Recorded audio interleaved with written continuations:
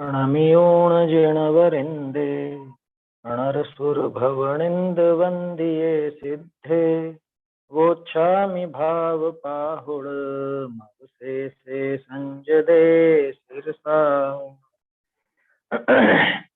परमात्म वंदे करे शुद्ध भाव करता करूं भाव पाहुड़ तणी देश वचन का सार।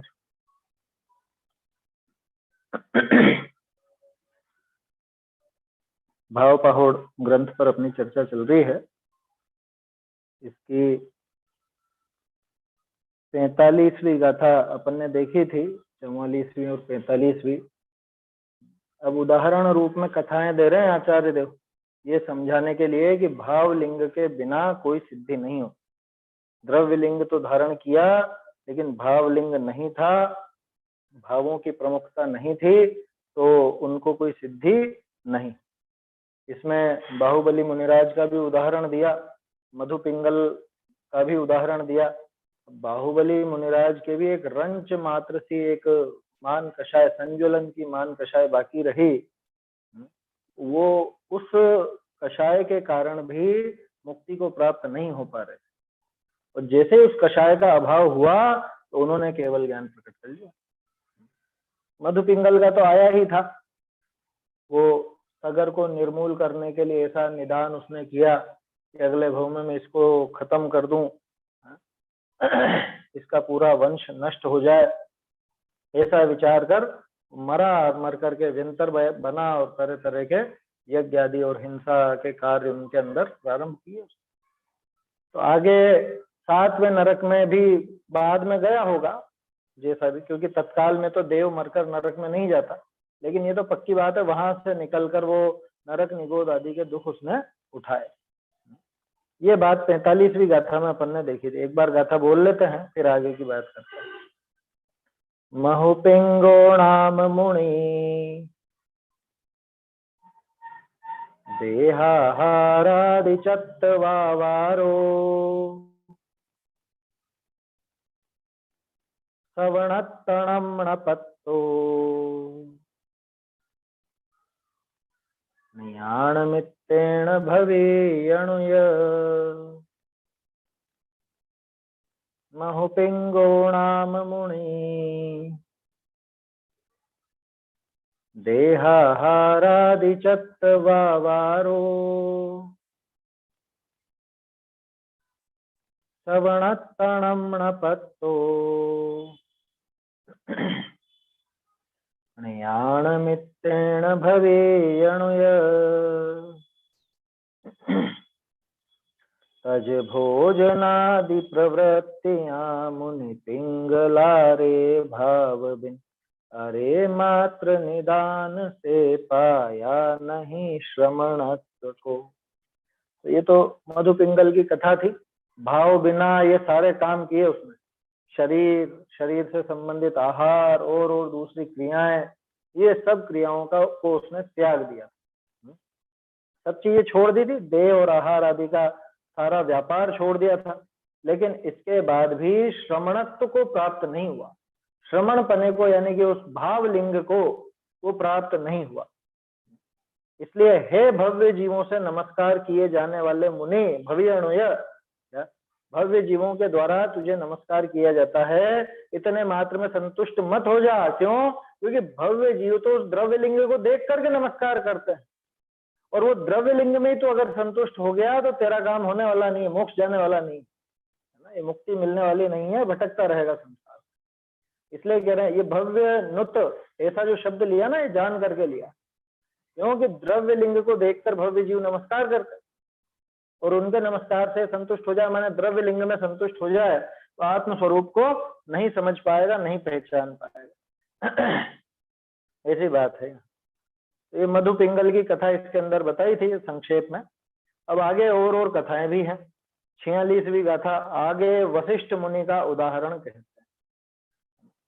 अन्य मत में भी चलता है ये नाम, उनके अलग कथा होगी, और वो क्या पता हो अलग व्यक्ति है कि यही व्यक्ति है, लेकिन यहाँ एक वशिष्ठ नाम का तापसी था और उसकी क्या स्थिति हुई वो यहाँ दिखाते हैं 46वीं गाथा। अन्नम च वसिष्ठ मुनि पत्तो दुःखम नियाण दोषेण सोणत्थिवास ठाणो जत्थण ढुरुढुल्लियो जीवो। अन्नम च वसिष्ठ मुनि पत्तो दुःखम नियाण दोषेण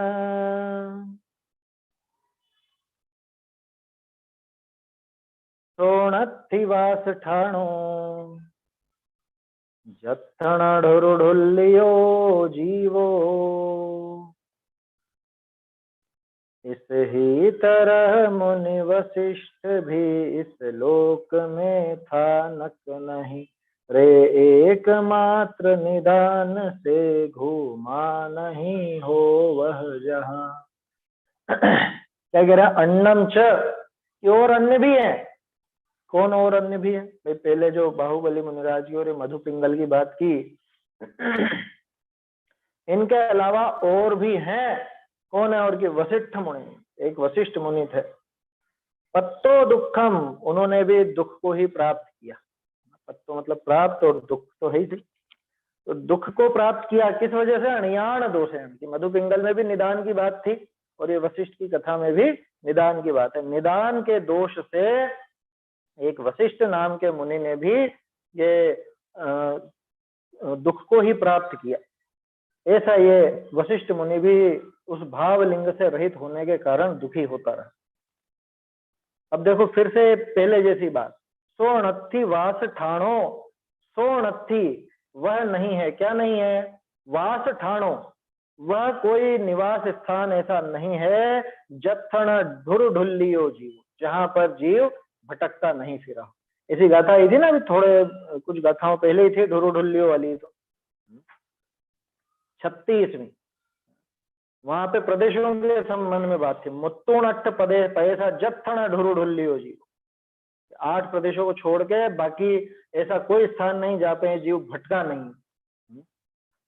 ऐसे ही उसी का रूपांतर है सोणत्थि वास ठाणो, ऐसा कोई निवास स्थान नहीं जहां पर जीव नहीं भटका हो। जत्थणा ढुरुढुल्लियो। तो ये बात इससे कहाँ जुड़ती है? अरे ये ऐसे जुड़ती है कि इसने वशिष्ठ मुनि ने ये मुनि पद धारण करके तपस्वी होकर के और सारी तपस्याएं की, लेकिन उसके बाद भी भटकता ही तो रहा। ऐसा कोई स्थान नहीं, ऐसी कोई दशा नहीं जहाँ पे जीव नहीं भटका। सारे काम करके देख लिए, भावलिंग बिना कुछ भी फलदायी नहीं। ये क्या था, क्या किस्सा था, वो इसलिए नहीं बता रहा हूँ कि अभी आगे आ ही रही है। अर्थ और भावार्थ में पूरी कथा दे रहे हैं, संक्षेप में दे रहे हैं। बहुत विस्तृत है वो कथा वास्तव में, बहुत लंबी चौड़ी कहानी है। आराधना कथा कोश में या और आप देखोगे हरिवंश पुराण में भी इसकी कथा है, तो वहां पे देखोगे तो मिल जाएगी। ठीक है, गाथा अपन ने देख ली। मैं अर्थ और भावार्थ पढ़ता हूँ ढूंढारी से।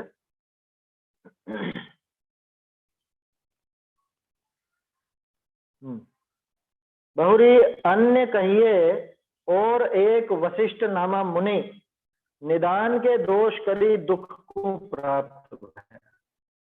एक कोई वशिष्ठ नाम के मुनि थे जो दुख को प्राप्त हुए। क्यों? निदान की वजह से। ये कहानी भी बहुत जोरदार है, इसमें बहुत उतार चढ़ाव आएंगे, देखिएगा। जाते हैं ऐसा लोक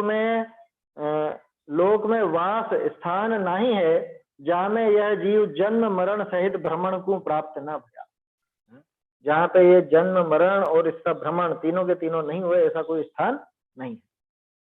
ठीक है, भावार्थ इससे देखते चलते हैं। वशिष्ठ मुनि की कथा ऐसे है। गंगा और गंधवती दो नदी का जहाँ संगम भया है, तहाँ जठर कौशिक नामा तापसी की पल्ली है। तहाँ एक वशिष्ठ नामा तापसी पंचाग्नि तपते, तहाँ गुणभद्र वीरभद्र नामा दो चारण मुनि आए। तिनी वशिष्ठ तापसी को कही, जो तू अज्ञान तप करे है या में जीवनी की हिंसा होए है। तब तापस प्रत्यक्ष हिंसा देखी और विरक्त होए जैन दीक्षा लई। मासोपवास सहित आतापन योग स्थाप्या, तिसके तपके महात्म ते 7 व्यंतर देव आए कही, हमको आज्ञा दो सो ही करा। तब वशिष्ठ कही, अबार तो मेरे किछु प्रयोजन नहीं, जन्मांतर में तुमको याद करूंगा। पाछे वशिष्ठ मथुरापुरी आए, मासोपवास सहित आतापन योग स्थाप्या। ताकू मथुरापुरी के उग्रसेन राजा देखी भक्ति थकी, या विचारा जो याकू पारणा मैं कराऊंगा। ऐसे नगर में घोषणा कराई, जो या मुनि को अन्य आहार न दे। पीछे पारणा के दिन मुनि नगर में आया, तहां अग्नि का उपद्रव देखी अंतराय जाने उल्टा फिरिया। फेरी मासोपवास स्थाप्या। फेरी पारणा के दिन नगर में आया, तब हस्ती का क्षोभ देखी अंतराय जाने उल्टा फिरिया। फेरी मासोपवास स्थाप्या। पीछे पारणा के दिन फेरी नगर में आया, तब राजा जरासंध का पत्र आया, ताके निमित्त ते व्यग्र चित्त था, तो मुनि को पड़गा है नहीं। तब अंतराय करी उल्टा वन में जाता, लोकनी के वचन सुने। जो राजा मुनि को आहार दे नहीं, अन्य को देने को मने किए, ऐसे लोकनी के वचन सुने। राजा परि क्रोध करी और निदान किया, जो राजा के पुत्र होए करी, राजा का निग्रह करी, मैं राज करूं, या तब का मेरे यह फल हो, ऐसे निदान करी मुआ। राजा उग्रसेन की रानी पद्मावती का गर्भ में आया। पूर्ण मास भय जन्म्या, तब याकू क्रूर दृष्टि देखी, काशी की मंजूषा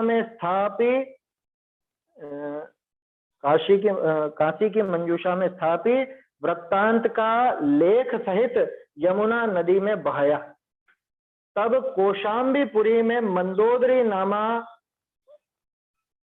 नामा कल्प, क्या है इसमें,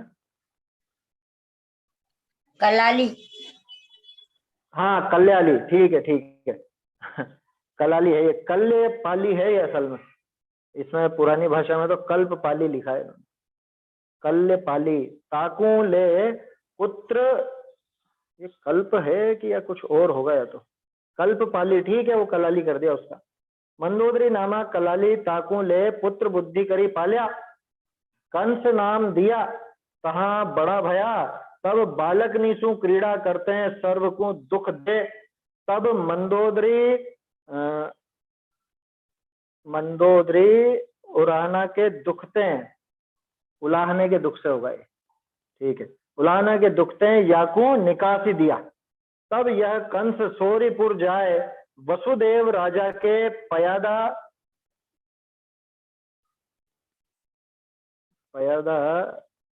चाकर रहा, ठीक है, पयादा चाकर रहा। पीछे जरासंध प्रति नारायण के पत्र आए, जो पोदनापुर का राजा सिंहरथ ने जो बांध लियावे, ताको आधा राज सहित पुत्री परणाऊ। तब वसुदेव तहां कंस सहित जाए, युद्ध करी तिस सिंहरथ को बांध लिया। जरासंध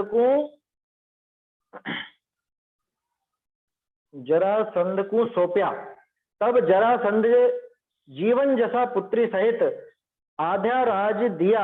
तब वसुदेव कही, सिंहरथ को कंस बांधी लाया है, याकू द्यो। तब जरासंध याका कुल जानवे को मंदोदरी को बुलाए, कुल का निश्चय करी, याकू जीवन जसा पुत्री परणाई। तब कंस मथुरा का राज ले आए, पिता उग्रसेन राजा को और पद्मावती माता को बंदी खाना में दिया। पीछे कृष्ण नारायण करी मृत्यु को प्राप्त भया, ताकि कथा विस्तार सु हरिवंश पुराण आदि में जाननी। ऐसे वशिष्ठ मुनि निदान करी, सिद्धि को न पाई, ताते भाव लिंग हिते सिद्धि है। आगे कहे हैं, भाव रहित 84 लाख योनि में भ्रमे। मेरे ख्याल से अंतर तो नहीं होगा इसमें कथा में। देखिए, अब ये कहानी ऐसी थी असल में मतलब ये तो शॉर्ट में इन्होंने दे दी। ये इसका पिछला जो हिस्सा था ना, माने जब ये तापसी था, जठर कौशिक नाम के तापसी की पल्ली में रहता था और उस समय वशिष्ठ था, उसके पहले के भी किस्से हैं। वहां ये तरह तरह के तप किया करता और लोग बाग बहुत तारीफ करते।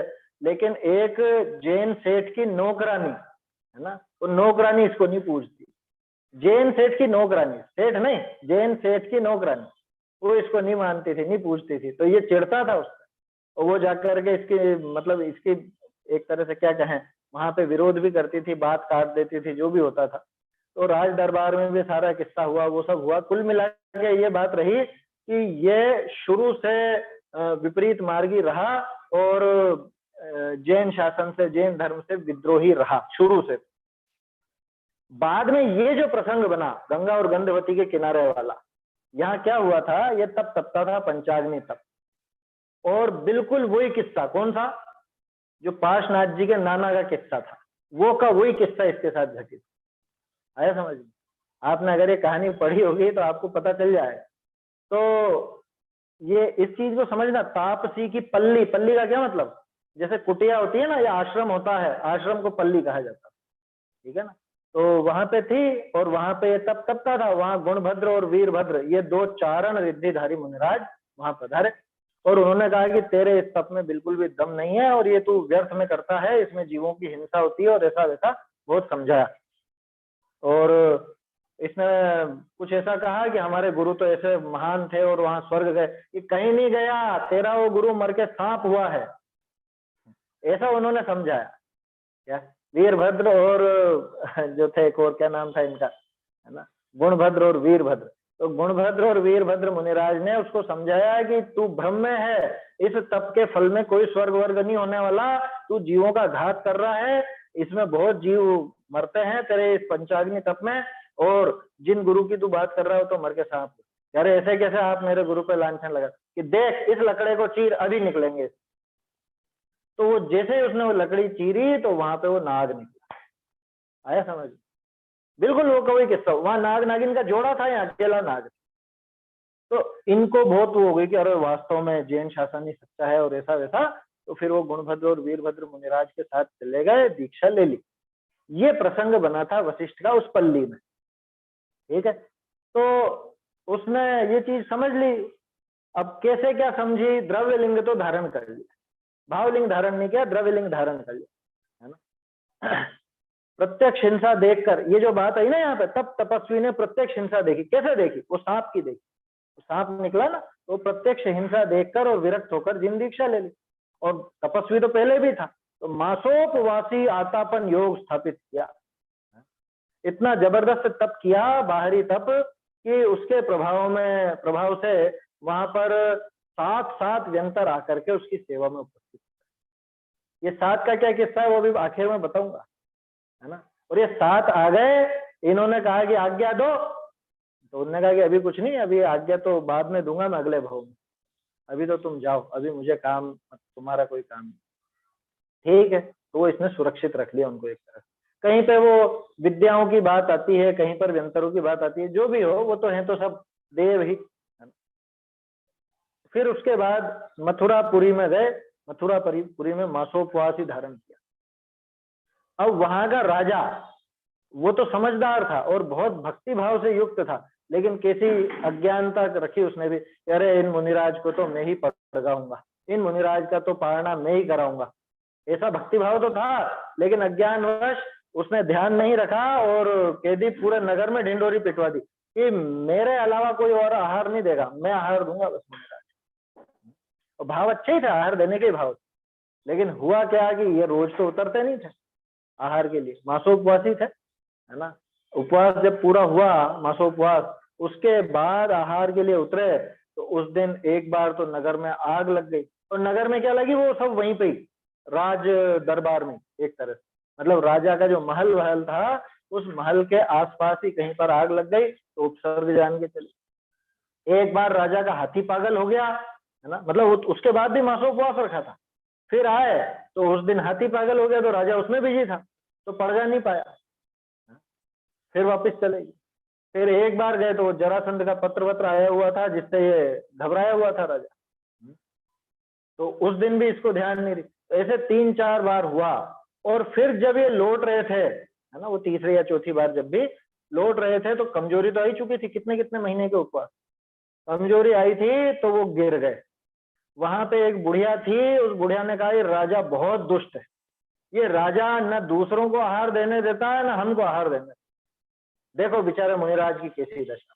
ये बात उसने सुनी, उस बुढ़िया, उस वृद्ध महिला से उसने ये बात सुनी, तब फिर इसको बहुत गुस्सा आया, अच्छा ये राजा की वजह से मेरा ये सब गड़बड़ होगी, नहीं तो आहार तो हो जाता दूसरे लोगों, दूसरे लोग तो दे ही देते। वो तो उनके खुद ही का अंतराय कर्म का उदय हुआ मुनिराज के, इसीलिए तो उनको आहार नहीं मिल रहा था। अंतराय का उदय तो था, लेकिन अब उसमें निमित्त कौन दिखा इसको? इतनी बात सोचता तो गुस्सा क्यों आता? इतनी बात सोचता तो गुस्सा क्यों आता? उसको तो गुस्सा इसी बात का है, राजा की वजह से मेरे को आहार नहीं मिला। वो तो अपन जानते हैं कि अंतराय का उदय था, वो तो 100% पक्की बात। तो सारा ही काम कर्मों के अधीन ही है बाहर का, वो बाहरी जो भी उदय होता है उस उदय के अनुसार ही वो सारी क्रिया बनती है। लेकिन अब जिसको गुस्सा आना है वो ऐसे ही तो आता, वो ये थोड़ी ना सोचता मेरे चारित्र्यों का उदय इसलिए गुस्सा आता, तो इसने गुस्सा दिलाया मुझको, इसने ऐसा बोला, इसने ऐसा किया है, ऐसा होता। तब फिर कि अच्छा इस राजा का पुत्र होकर राजा का निग्रह कर मैं राज करूं, इस तप का मेरे ये फल, ये जो मैंने तप तपा है इसके फल में मैं ये चाहता हूं कि राजा के, इसी राजा का बेटा होकर के और इसको मार करके इसका राज करूं, इसको खत्म कर दूं, ऐसा इस राजा की दुर्दशा कर दूंगा, ऐसा उस समय निदान बांध लिया। फिर क्या हुआ, वहां निदान से मरा वो राजा, जो उग्रसेन राजा था, उसकी रानी पद्मावती, उनका ये बेटा होने वाला। और जब ये होने वाला था, है ना, तब के भी किस्से हैं बहुत वहां। वो रानी कहती है कि राजा मैं क्या बताऊं, मुझे बहुत ऊट पटांग दोहले हो रहे हैं, दोहले होते हैं ना, वो कोई बच्चा गर्भ में आया है तो तरह तरह की इच्छा होती है, क्योंकि मुझे ऐसा दोहला हो रहा है कि आपका पेट फाड़ के और आपका खून पी जाऊं और ऐसा करूं, ऐसे ऐसे दोहले मुझको हो रहे हैं, पता नहीं क्यों हो रहे हैं, मैं नहीं चाहती। तो वो समझ गया कि ये कुछ ना कुछ ऐसा ही जीव आया पूर्व भाव का बेरी, तो धीरे धीरे उसके दिमाग में, मतलब वो तो घबराने लग गया, जैसे जैसे इसके गर्भ के दिन पूरे हो रहे थे उसकी घबराहट बढ़ती गई। और वो बालक जब पैदा हुआ तो ये तो बहुत प्रेम से देखने गया, लेकिन बालक की तरफ देखते बालक तो इसको गुस्से से देख रहा, मुट्ठी बांध रखी। तो राजा समझ गया कि ये तो अपना काल आया है, तो उसने एक कांसे के संदूक में और उसको रखा बालक को, और फिर साथ में चिट्ठी वगैरह रख करके और उसका कुछ निशानी रख करके बहा दिया। फिर वो आगे की कथा इसमें है ही सही। तो यमुना नदी के बाद फिर वो कौशाम्बी में मंदोदरी नाम की कलालन, कलाली माने वो जो शराब आदि का व्यापार करती, शराब बेचने वाली, तो उसको मिल गया। अब उसके कोई संतान नहीं होगी तो उसने बहुत इसको पाला पोसा, लेकिन ये जन्म से क्रूर प्रकृति का, छोटे बच्चों के साथ भी खेलता तो मार पिटाई खूब करता, झगड़ता, सब जगह से बुराई बुराई मोल लाता। तो घबरा के उसने भी उसको भगा दिया। तो वो पहुंच गया कहाँ पे, इधर चला गया ये सोरीपुर। सोरीपुर में राजा वसुदेव, है ना, वसुदेव माने कौन, वसुदेव वही, हाँ, कृष्ण के पिताजी, अपने समुद्र विजय के भाई, समुद्र विजय जो नेमिनाथ जी के पिताजी थे, यानी यूं कहें तो नेमिनाथ जी के चाचा। तो नेमिनाथ जी के चाचा जो वसुदेव थे, वहां पे प्यादा बन के, चाकर बन करके वहां पे। अब ये कहानी वहां से लिंक, ठीक है। तो उस टाइम तो दोस्त था, दुश्मन नहीं था, है ना। और वहां रहा, उनके साथ ही सब सीखा करा। और फिर जरासंध उस टाइम पे इन सबके बड़े बॉस थे एक तरह से। जरासंध का आदेश हुआ कि सिंहरथ को पकड़ के लाओ। तो वसुदेव गए कंस को लेकर के, और इन्होंने जीत लिया। कंस नहीं पकड़ा उसको, कंस ने बांध के रथ में बिठा करके लिया। तो इन्होंने जो घोषणा कर रखी थी, इन्होंने घोषणा करी थी, उस अनुसार वो अपनी बेटी दी जीवन जसा, और जीवन जसा के साथ आधा राज्य भी दिया जरासंध ने। तो इस तरह से वो, अच्छा पहले तो कि भाई ये क्या है, इसका कुल वगैरह तो मालूम चले, तो इनको तो मालूम था ही नहीं, कंस को तो कुछ मालूम था नहीं। तो फिर उसको बुलाया गया कलालन, तो उसने कि अब क्या आफत ले आया ये है, मतलब वो तो दुखी थी कि ये इसके मारे कितना मुझे सुनना पड़ेगा, कितने क्या होगे, और घबरा के वो तो साथ में पेटी वेटी भी लगी कि मेरा बेटा नहीं है, मैंने कुछ भी नहीं करा। तो उसने कहा कि घबराओ मत, हम तो इसका कुल पूछने के लिए बुला रहे हैं क्योंकि विवाह करा।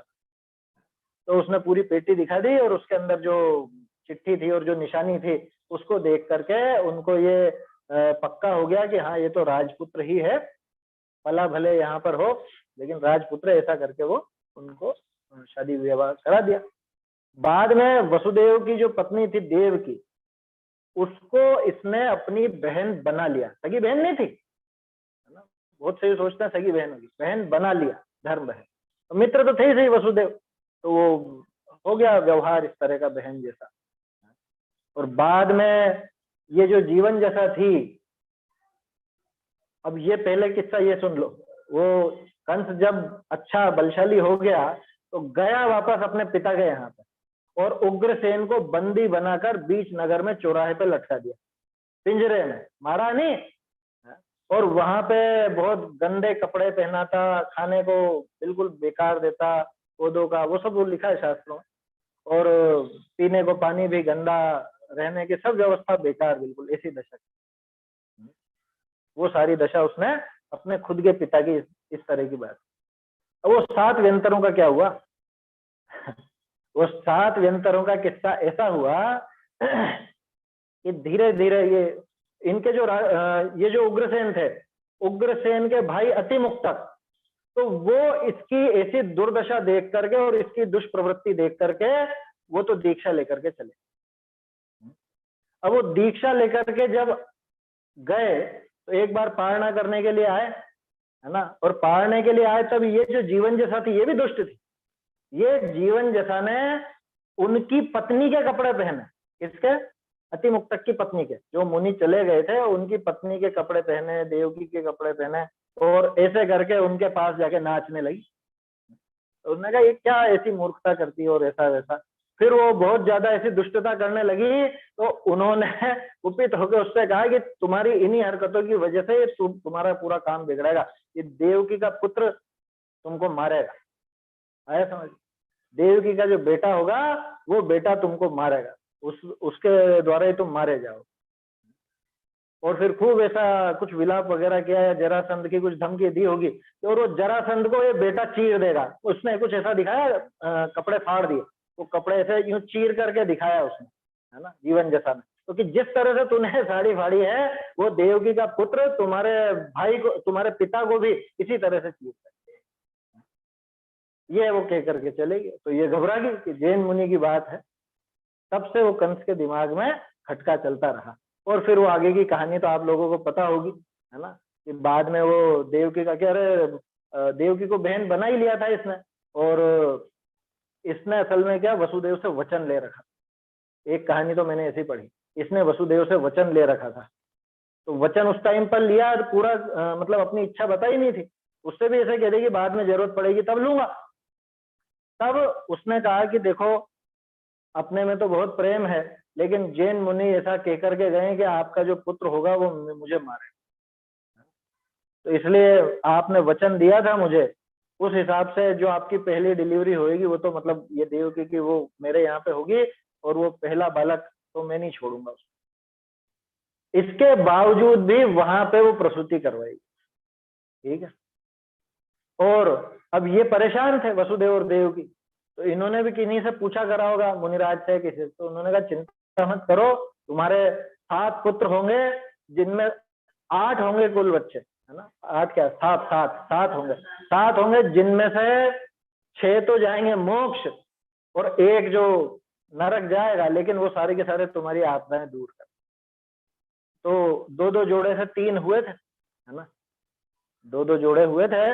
तो हुआ क्या, जैसे ही इनकी डिलीवरी होती तो वो दोनों के दोनों बच्चों को ले जाते, मतलब वसुदेव ले जाते और एक मंदिर के यहाँ पर छोड़ के आते। और वहां पे किस्मत से किसी सेठ के यहाँ पे 2 मरे हुए बच्चे पैदा हुए, तो वो उनको वो मंदिर छोड़ के आती थी। तो ये छुप के इन्होंने देखा, तो छुप के देखा कि अरे ये 2 बच्चे, तो एक काम करते हैं, ये 2 मरे हुए तो अपन ले जाते हैं और ये जिंदे यहाँ छोड़ जाते हैं, ये पल जाएंगे इनके हिसाब।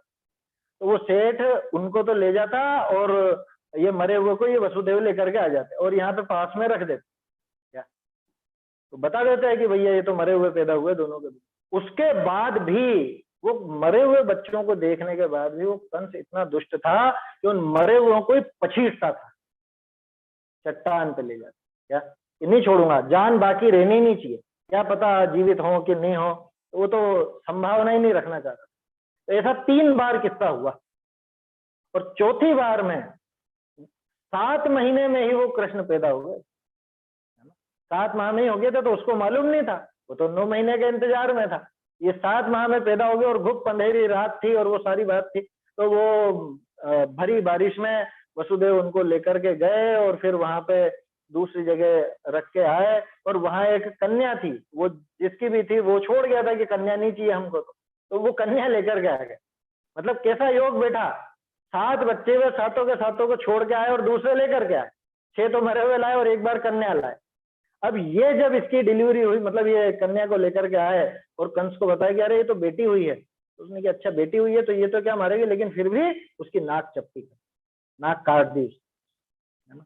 वो कहानी आपको सुननी हो तो अपने जो सुनील भाई साहब हैं, सुनील जी, ब्रह्मचारी सुनील जी, वो सुनाते हैं उसकी, कृष्ण जी की बहन की कथा ऐसे कर। तो सगी बहन नहीं थी वो, उनके बदले में आई हुई थी एक तरह से।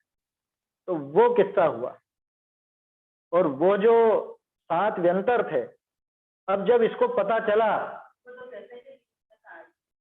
किसी ने नहीं, उसने कंस ने करा था वो काम में, है ना। बाद में वो तो दीक्षा लेकर के आर्यिका बन गई थी, और कंस ने ये सब काम किया, लेकिन सच छुपता कहाँ जा रहा था।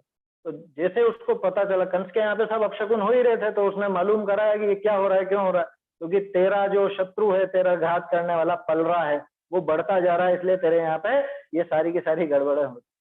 तो उसने उन 7 व्यंतरों को बुलाया, ये किस्सा वहां जुड़, 7 व्यंतरों को बुलाया, तो तरह तरह के वेश बना करके वो मारने के लिए गए, है ना। वो पूतना वगैरह और वो सारे जो कहानियां हैं, वो उनको मारने के लिए गए थे। वो सब व्यंतर थे या विद्याएं थी, जो भी थे, ठीक है ना। एक कहानी में व्यंतर आता है, एक कहानी में विद्या आता है, जो भी हो, देव थे, है ना, व्यंतर वगैरह जो भी होंगे। तो वो वहां गए और हार करके आए, तो इन 7 ने कह दी कि हमसे तो कुछ नहीं हुआ। तो इसको तो ये पता चल गया कि ये अपना तो नाश करने वाला है ही सही।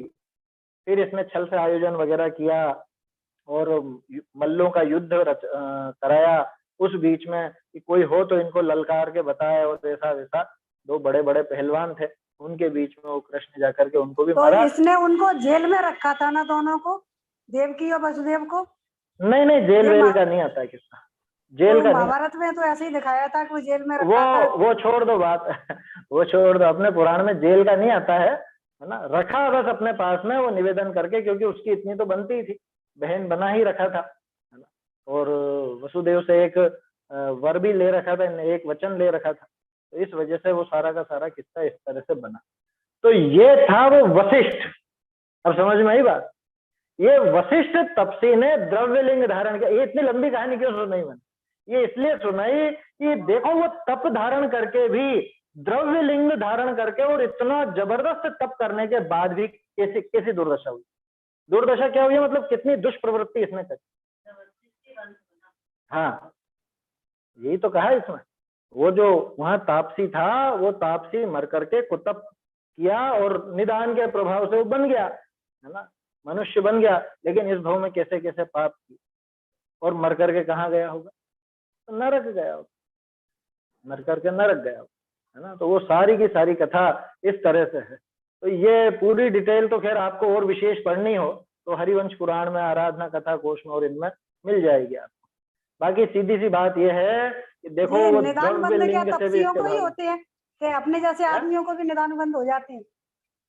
विशेष अपने तपस्वी जैसे हो उन्हीं को है, उन्हीं का ही रहता है। वैसे तो निदान तो खैर, निदान माने क्या कि अगले भाव में मैं ये हो जाऊं, ऐसी तीव्र भावना, उसका नाम निदान है। अब किसी के भावना तो सबकी रहती है कुछ ना कुछ, लेकिन किसी के वैसा पुण्य हो कि उसकी जो इच्छा है, तीव्र इच्छा है, वो पूरी हो जाए, तो उसको अपन कह देते हैं निदान के कारण है सब।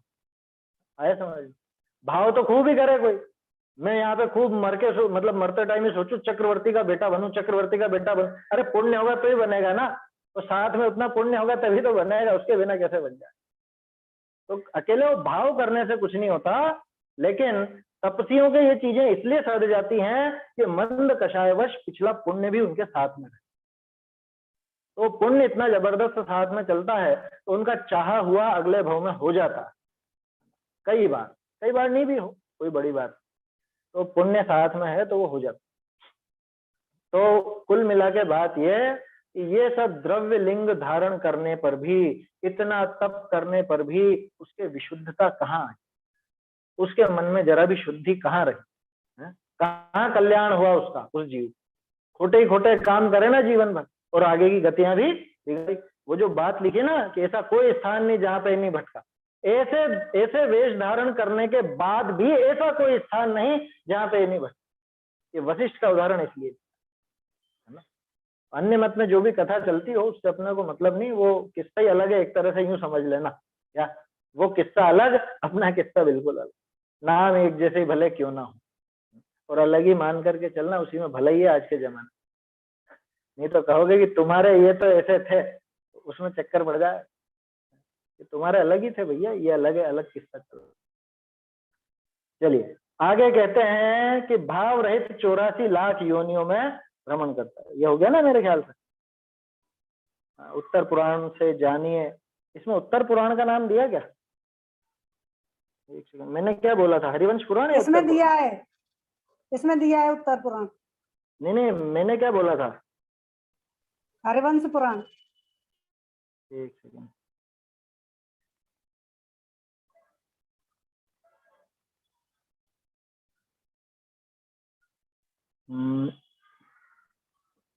हाँ ये अंतर है इसके अंदर। जयचंद जी ने हरिवंश पुराण लिखा है, हरिवंश पुराण आदि, और इन्होंने यहाँ पे उत्तर पुराण कर दिया।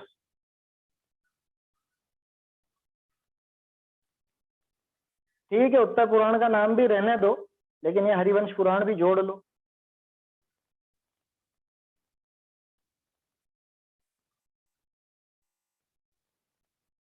हरिवंश पुराण, उत्तर पुराण आदि ऐसा कर लीजिए। तो जयचंद जी ने तो हरिवंश पुराण नाम दिया था। खैर वो कोई ऐसी विशेष बात नहीं। इस प्रकार वशिष्ठ मुनि ने निदान से सिद्धि को नहीं पाया, सिद्धि को नहीं पाई, इसलिए भावलिंग ही से सिद्धि है ना। ये चीज समझने की है। इतना तप करने के बाद भी वो सिद्धि को नहीं पाया, मोक्ष नहीं जा पाया, इसलिए भावलिंग से ही सिद्धि है भैया। भावलिंग धारण करो, उस पर जोर दो।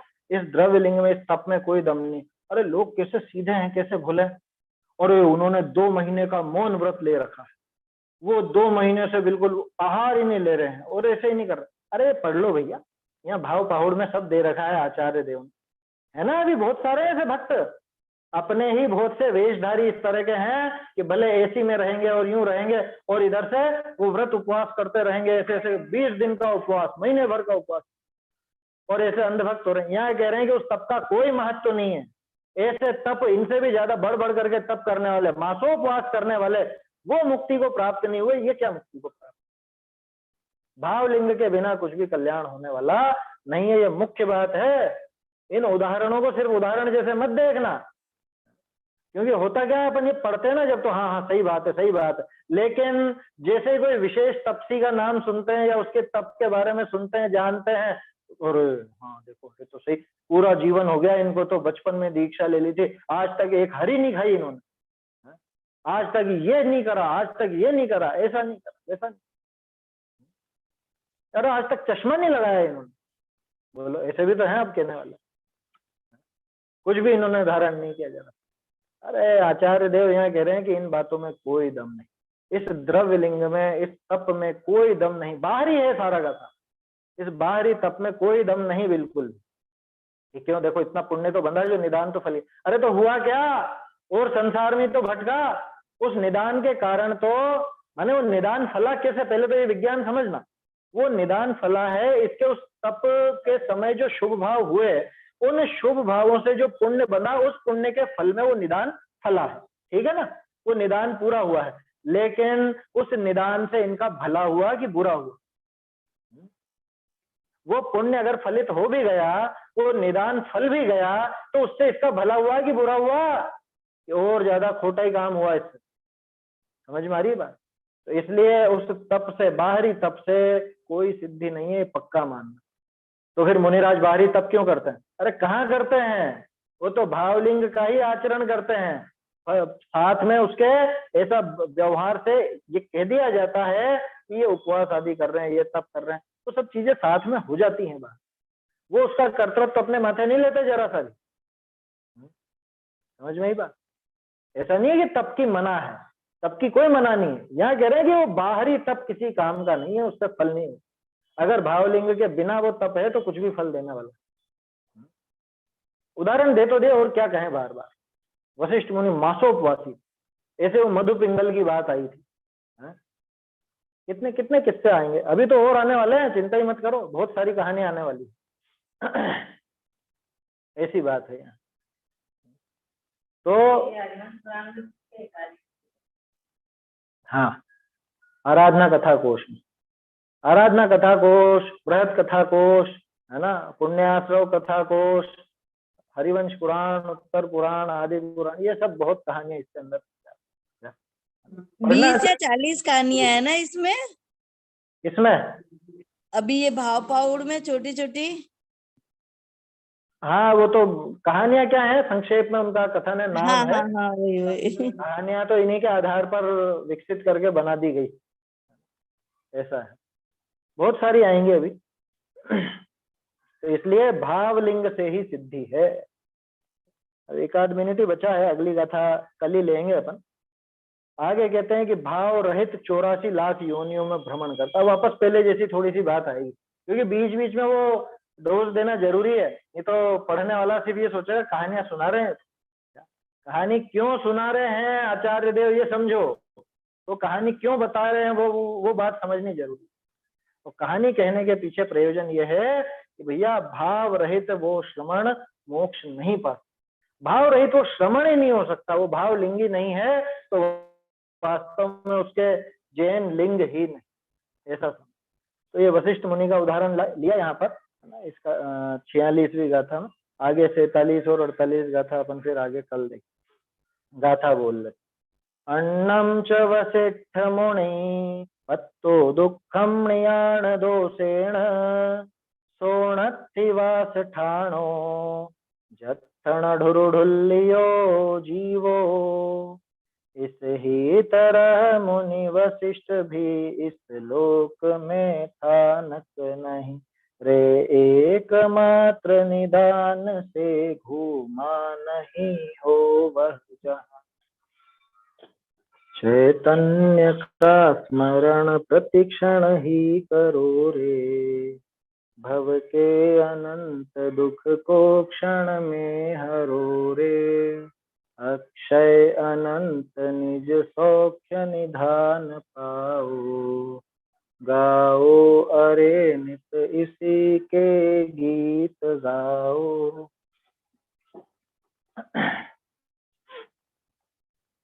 जिनवाणी स्तुति। जिनवाणी जान सुजान रे, जिनवाणी जान सुजान रे, लाग रही चिरते विभावता, लाग रही चिरते विभावता, ताको कर अवसान रे, जिनवाणी जान सुजान रे।